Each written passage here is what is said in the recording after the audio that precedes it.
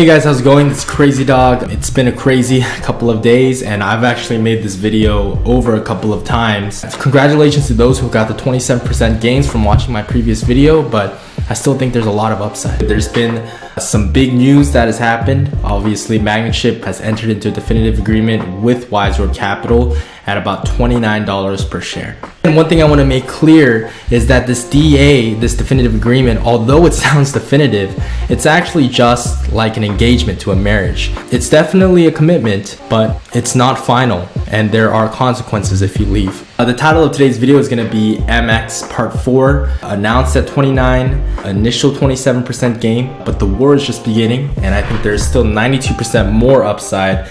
Basically, I have the opinion that I do not feel like this deal is going to go through. And here's my reasons why. Well, the first thing that I want to look at right away is the valuation. The valuation that we were originally looking at was between 46 and 52, and this was based on their 2021 projected EBITDA. Even if we look at some other analysts that have also talked about this, again, Mr. Gill, he reported that post-dividend it should be about $41 to $46 per share. Regardless of whether you think it's between 41 and 46 or 46 and 52, the fact is there's a 50% gap between where it's being sold and what is the fair market value price for it. Because there's such a big gap, I'm hesitant to say that this is a good deal for shareholders. Again, let's look back into it. Magnachip is a OLED DDIC company with some power elements in it. They have $279 million in cash right now. They have hundreds of millions in NOLs. They have a 200mm fab, which is nearly ungettable. And also they're gonna do about 70 million in EBITDA in 2021. And finally, the demand for OLED is gonna boom, I think, this year. You know, as we talked about, DDICs, they are the spinal cord that connects the brain with the body. For those of you who haven't watched my other videos, I'm not saying OLED is the next latest and greatest, but I'm saying that right now when we look at the market, 25% of the mobile phone industry uses OLED and then 75% uses LCD. Because of that, we're gonna see that tide shift to 75% OLED and 25% probably micro LED in the future. And just to mention on that behalf, Magnachip does have micro LED technology as well. Now, I'm not gonna be going into every single reason why Magnachip is a good company. I've done that on many videos in the past. But again, the valuation was something that was very, very surprising to me. And because that valuation is so low, I'm not confident that this deal is best for shareholders. Number two, the second reason I feel like this deal isn't going to go through is political reasons. Magnachip is a Korean company being sold to Chinese buyers, longtime rivals. And if you did not know, Korea has a sad history of getting the best things in their companies, often bought away by some of these foreign companies like China or Japan. In fact, there's a story about this. A spin-off company from SK Hynix was acquired by BOE in 2002. BOE is a Chinese company. It was a company that many people hadn't heard of at the time, and they bought them for a similar reason, for their LCD technology, which was still relatively new. Fast forward to 2020, BOE has become a $20 billion company, the #1 LCD company, forcing LG to withdraw from the LCD field and actually losing thousands of domestic jobs, and is one of the most important companies and suppliers for phone manufacturers.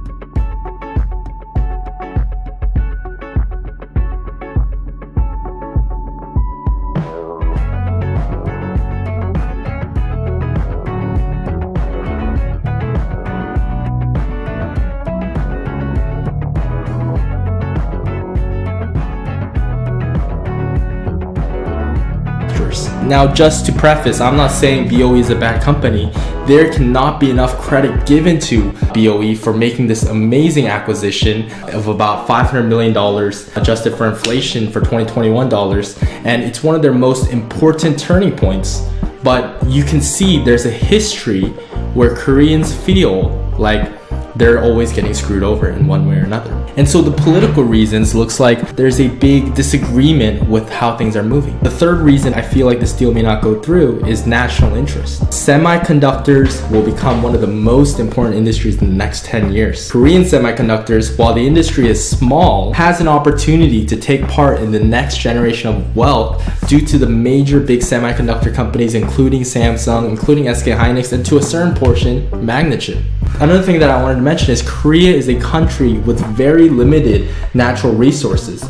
And so the one thing that they export that's sort of unique is semiconductors. To have this important technology be owned by the Chinese could put a threat to the whole industry, and one analyst actually said it can cause permanent damage to the semiconductor industry. The outrage is beginning to build over the last couple days. There's been a petition that started on the Korean White House's website that now has about 20,000 signatures as of date. This gets 200,000, the government will respond.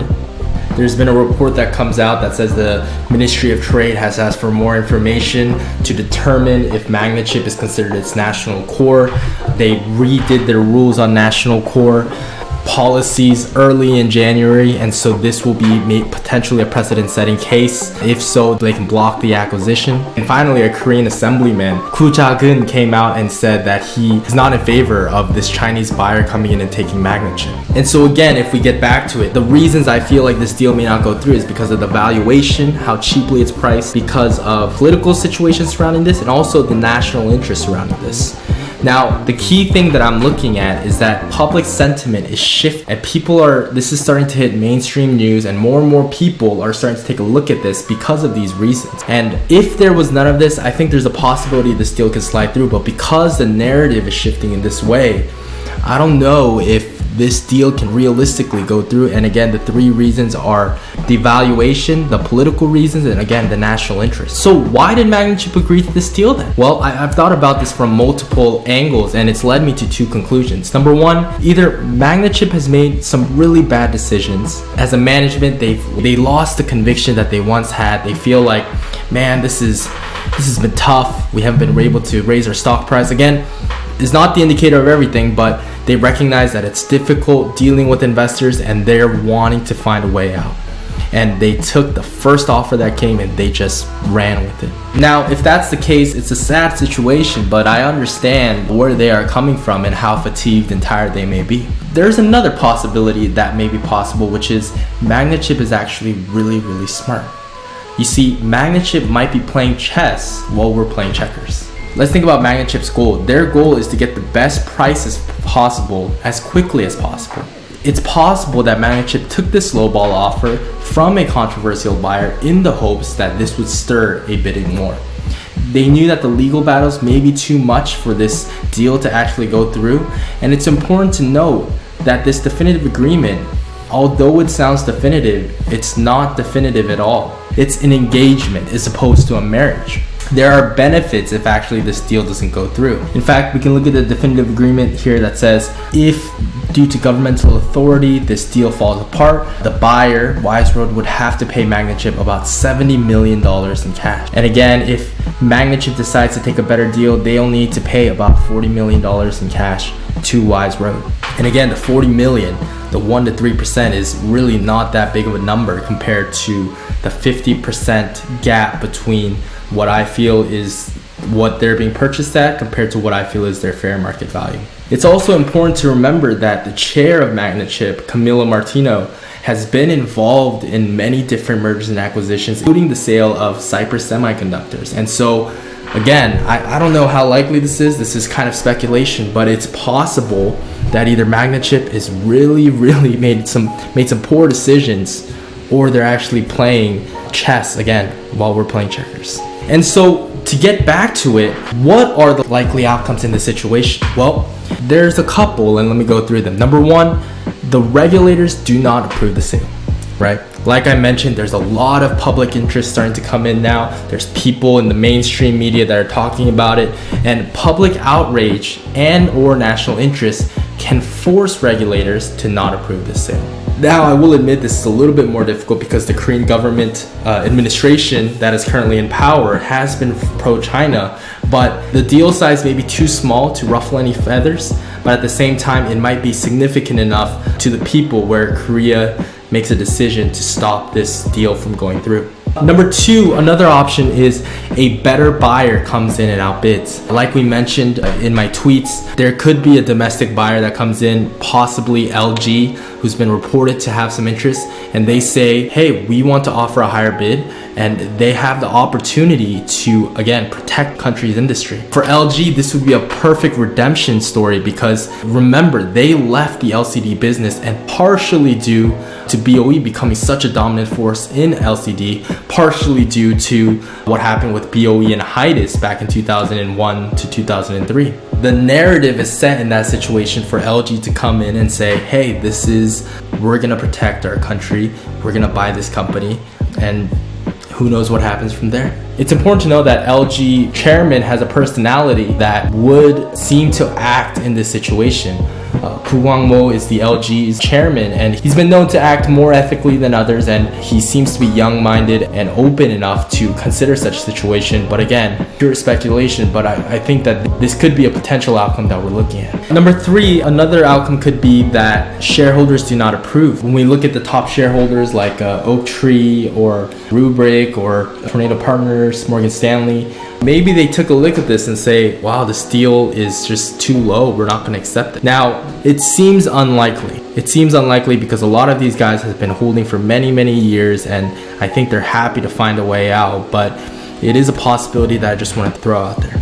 And finally, the final outcome that we have to talk about is that the deal may just go through at $29 despite all this noise and all this fuss. Now, this isn't an ideal situation. I wouldn't really be happy about that just because I understand the value of what's here, and it's a shame to see it so low, but who knows what might happen.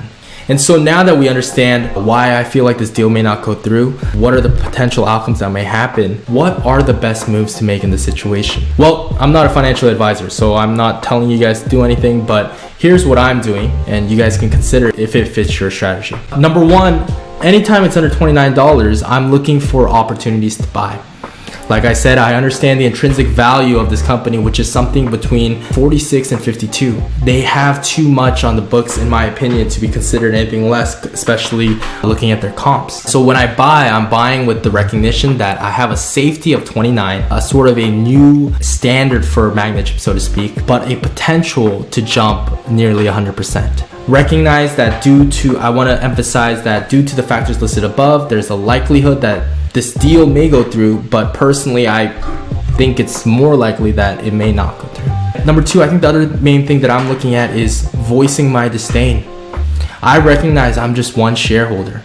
I recognize that I only own a percent of this company, but I'm still a shareholder.